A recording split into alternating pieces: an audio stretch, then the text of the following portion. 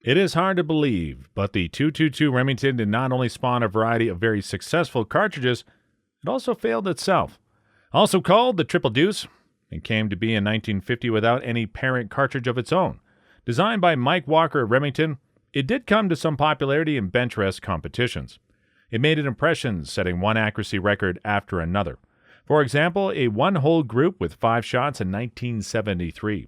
Officially, this group measured just .009 inches, which stood as a record for the next 40 years. While being obsolete today, it did bring some fairly popular centerfire rifle cartridges to be, including the smallest bottleneck 30 caliber as well as the only commercial 20 caliber centerfire. Add to this two of the smallest caliber centerfires, of which one even achieved 4,300 feet per second, making it the fastest commercial load ever sold. Being the 6.5 Creedmoor of its time, it just has run its course. It's not surprising if you've never shot or even heard of the 222 Remington. It was a cartridge that made it to the throne just to be pushed off by the very family who brought it into this world. In its years, it was just a great little cartridge. Not only was it very accurate when punching tight groups into paper, it was also very useful for hunters.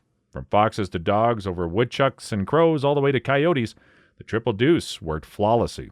Shooting a 50-grain bullet, it made 3,240 feet per second at the muzzle. With 55 grains, you still got 3,200 feet per second, going for more speed. You could switch to a 40-grain projectile.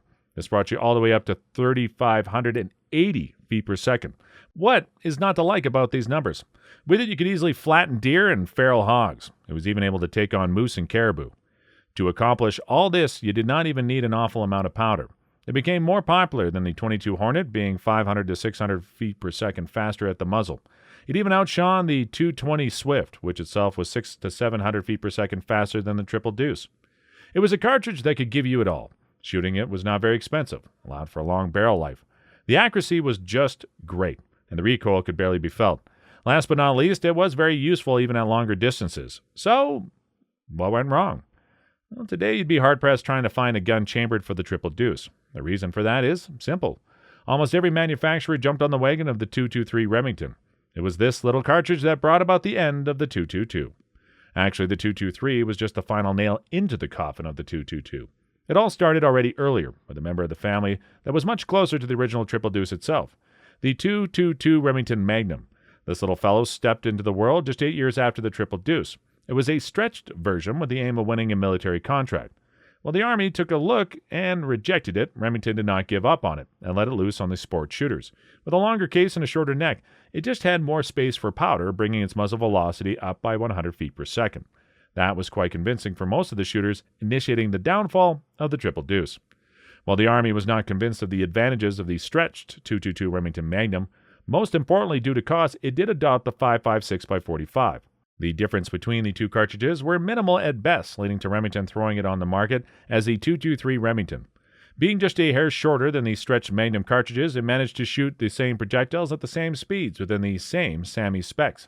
This made the 223 the dominant version of the round. It even fit in the same action and magazine as its predecessors did. It fired the same bullet, just a tad faster, and the adoption by the military was just the last straw. Right from the start, it was a success, and it convinced the civilian firearms market. The moment the 223 was born and made its way into the public like sliced bread and popcorn before it. While there was some shooters clinging to the 222 Remington, the ending, when the military played with the twist rate and started using bullets with a weight of 63 and eventually 77 grains, this gave this round the edge and versatility that led to the end of the Triple Deuce. While it was the 223 that brought about the downfall of the 222 Remington, there were some other players working hard to bring the end about faster. This was, for example, the 221 Fireball. It was built specifically for the XP100, a pistol with a bolt action. Compared to a rifle, it came with a far shorter barrel, either in 10.75 or 14.5 inches, making it a real fire breather. While being a fire breather was some fun by itself, the 221 Fireball spawned another cartridge, the 17 Mach 4. Starting as a Wildcat, it was legitimized by Remington as the 17 Fireball in 2007. Using the same powder as the original Fireball, it shoots a 20-grain bullet, making a muzzle velocity of almost 4,100 feet per second. Using a 30-grain bullet, it still achieves 3,500 feet per second. This makes it great for shooters and deadly for varmints. You could use a rifle with a weight of 6 pounds and just get a recoil of 2 foot-pounds with a velocity of just 4.4 feet per second. Sure, it's not a long-range sniper round, but it does flatten foxes and coyotes pretty reliably. As this little family is not already noteworthy, there is a round that is even better at the work it does, namely the 300 Blackout.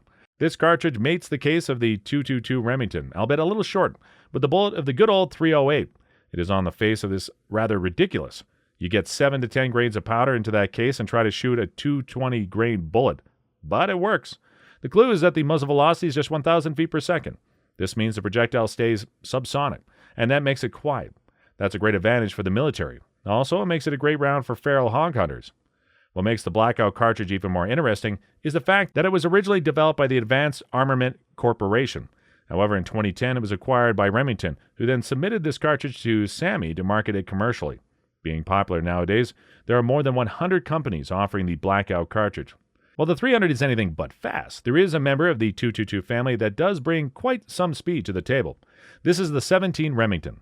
Using the 222 and 2223 brass, the 17 manages to accelerate a 20-grain bullet to a muzzle velocity of 4,300 feet per second. This put into direct competition with the 22 Swift shooting a 40-grain projectile.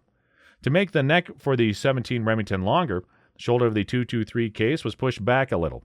At the same time, this serves as a safety measure to that the 223 cannot be chambered and fired through a 17 caliber bore by accident. While the 17 Remington has not yet gained an enormous popularity, it is a round that is easy to work with. There is a myth that it causes excessive barrel fouling, but that has been disproven time and again. Varmint hunters using this round have maintained excellent accuracy, even after shooting 200 rounds or more. Also, wind deflection is not as much of an issue as has been claimed. However, there is a downside.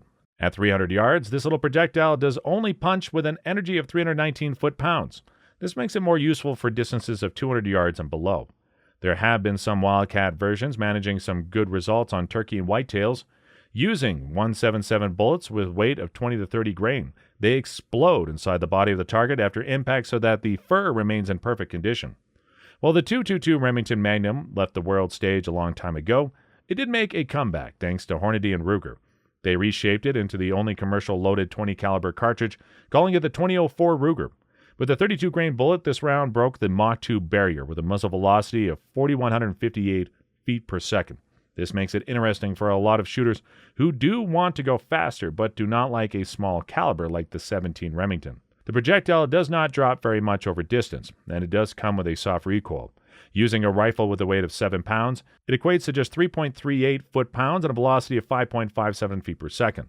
What makes this round also convincing is that you need only 25 grains of powder to reach these muzzle velocities. That allows hand loaders to load a lot more rounds with the same amount of powder. Also, the bullets are small and rather cheap compared to bullets with a weight of 100 to 200 grains. Then there are the 222 Wildcat rounds. There are a lot of them starting with the 17 Javelina, going over the 17 222 and reaching the 20 Tactical and 20 VAR tag. These are just a few examples of many more out there. SSK Industries reworked the 221 Fireball into the 6mm Whisper, and other versions all the way up to the 338 Whisper. It's safe to say that the 222 Remington might not be there anymore in its original form, but the cartridges it spawned are carrying the torch on making for some of the best, fastest, and most famous rounds you can shoot today.